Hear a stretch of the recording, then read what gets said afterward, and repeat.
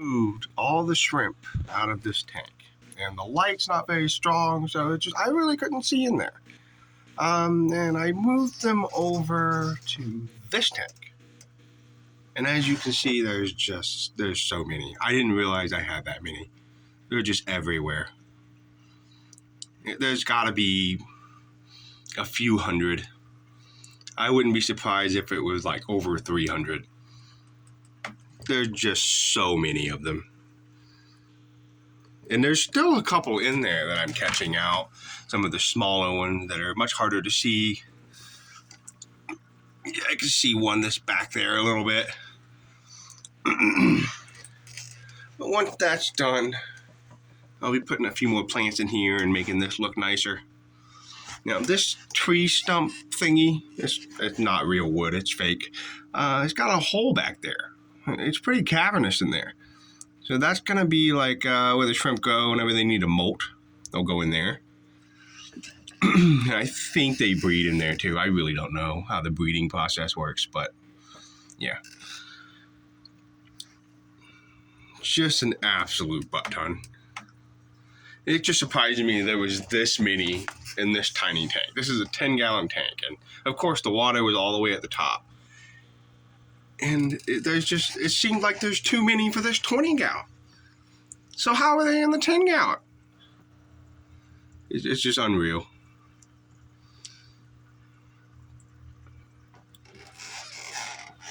Yeah. Well, eventually, once I get the rest of the project done, the rest of the project being, making this look nicer, and not this one, of course, because, he'll eat all the shrimp. He's just a hungry little bastard. I need to clean that up for sure. And then this tank over here. And then, of course, the final one over here next to my desk. Once I get everything looking nice and the way I want them to, then I'll be spreading out all the shrimp. Yeah, pretty nuts. I still can't believe it. I'm just flabbergasted how many shrimp there are.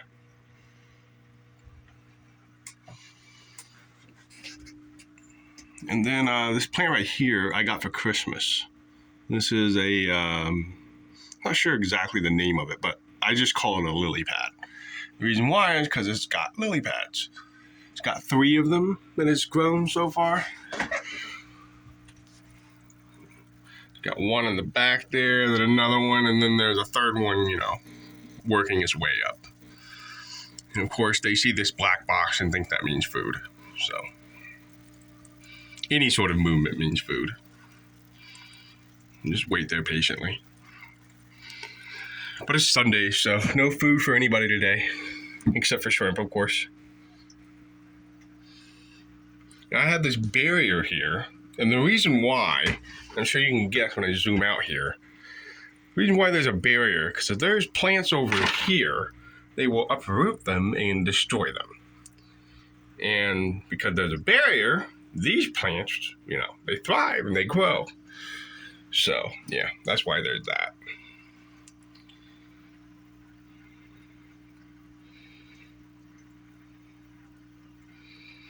They're doing pretty well, except maybe one of them, his tumors or whatever those are, just keep getting bigger and bigger. He seems okay. I'm sure that's not good, though. I mean, I'm giving him the happiest life he could have.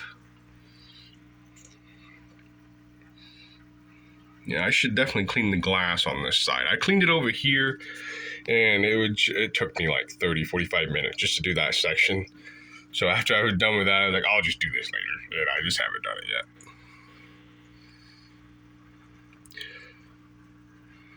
yet. But at some point, I'm going to have to take these plants out because they're going to completely destroy them. And then there's this asshole over here. He knows it's Sunday. He's much smarter than everything else in this room, including me probably. He's pretty fucking smart. He knows it's Sunday. He knows he doesn't eat, but yeah, he's still hungry. And when he gets real pale like that and you can see his stripes, he's mad. That's what that means. Or at least that's what I think it means.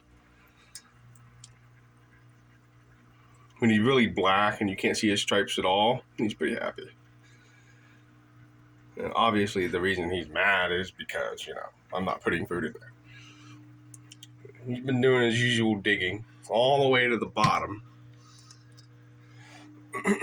And I tried putting these plants in here, hoping he wouldn't mess with them, and this time he didn't. He had not messed with them yet. They've been in there for maybe 3 weeks, and he hasn't messed with them. So that's nice.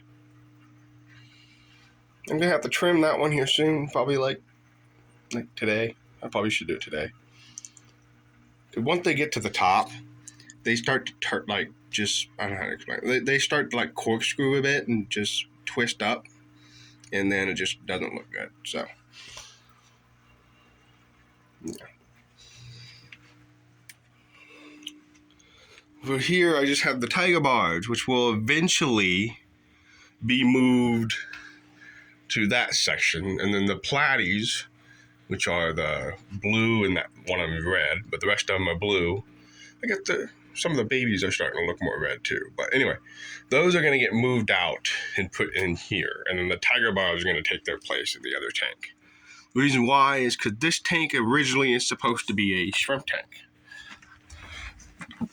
with all these Java moss, how you pronounce it, that's growing on these pieces of driftwood.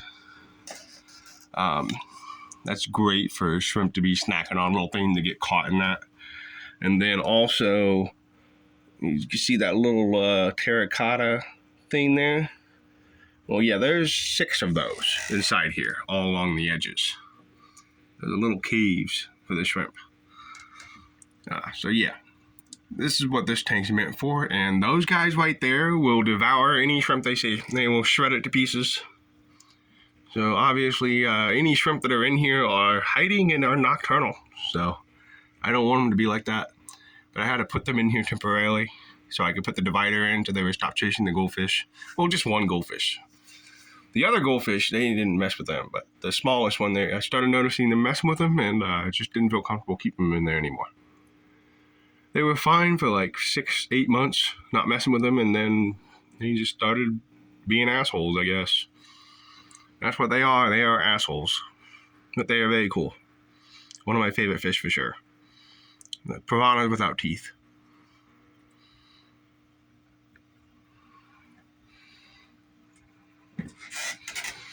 Here is the beta's tank. I cannot put anything with this guy. He's as mean as my big fish I have on the opposite side of the room. Except the big fish doesn't mess with snails. This guy will bite snails. Yeah, so I guess he's meaner, technically. He's so mean that if I put my hand in front of him like this, he sees it as a threat. You see, wait for a minute. If I start shaking it, he'll get angry.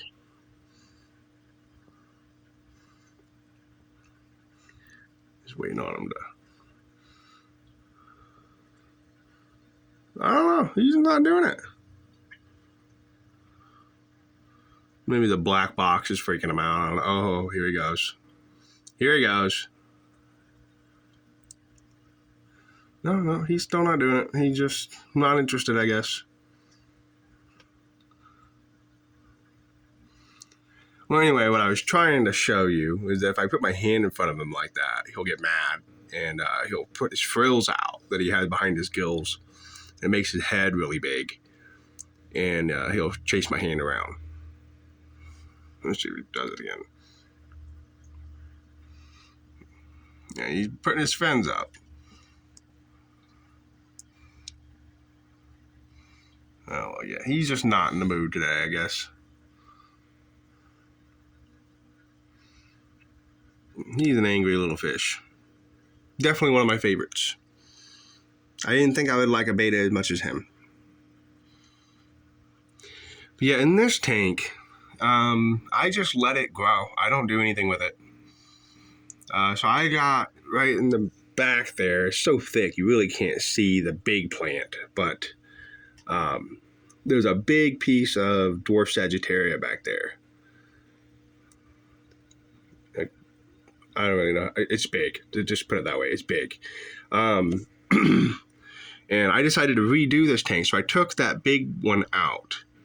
And I had like a pile of plants that I had pulled out of tanks. And instead of throwing them away, I just let them dry out.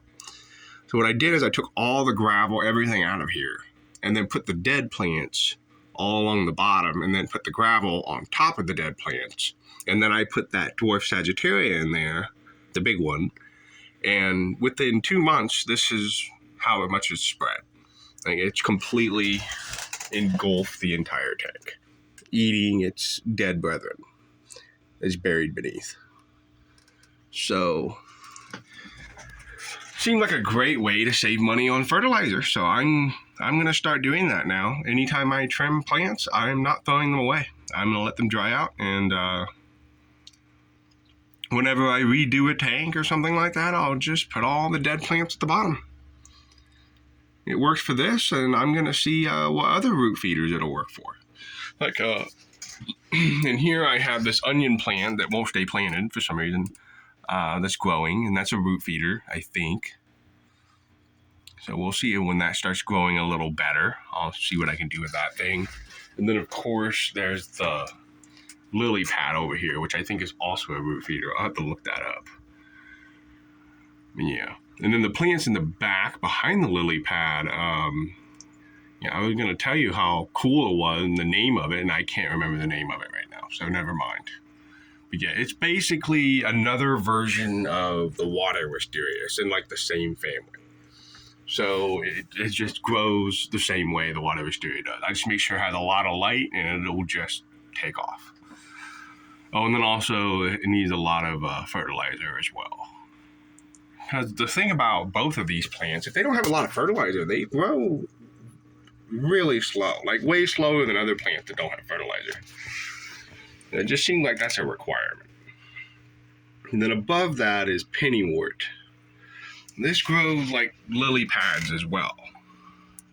And you can grow it underwater or above the water. Either way, it just grows. I really like this because it's like having a floating plant that's easy to remove.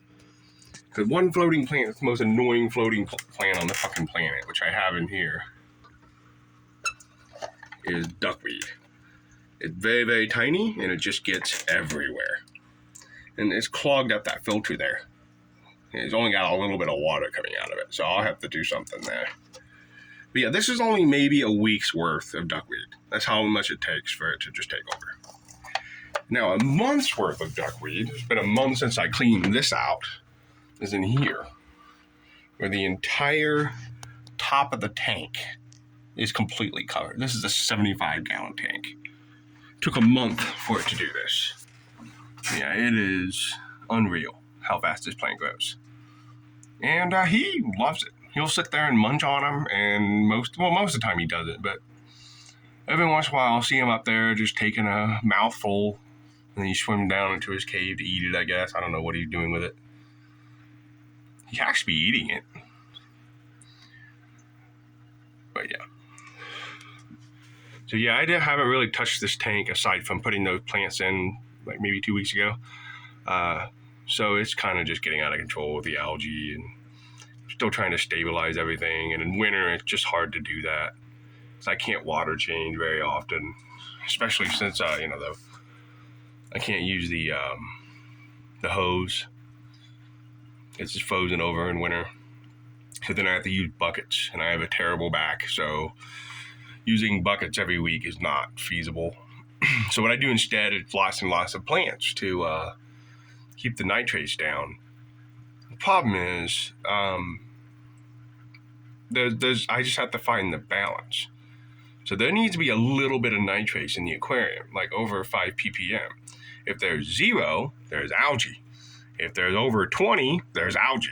So I got to get between 5 and 20 at all times. And it just, I don't know. So this is 0 in here. This is absolutely bottomed out 0. And so the algae just go nuts. There's no waste, or hardly any waste to feed on. So the algae just feeds on everything else because I have very hard water. Oh yeah.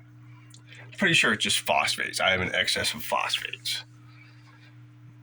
Maybe I should look up like what plants are good at eating phosphates and get those plants. I also think I have a lot of iron as well. So there's a certain plant, this plant back here behind the goldfish. That plant really likes iron. Now I've noticed that when I don't put iron in the tank, the top part still turns red.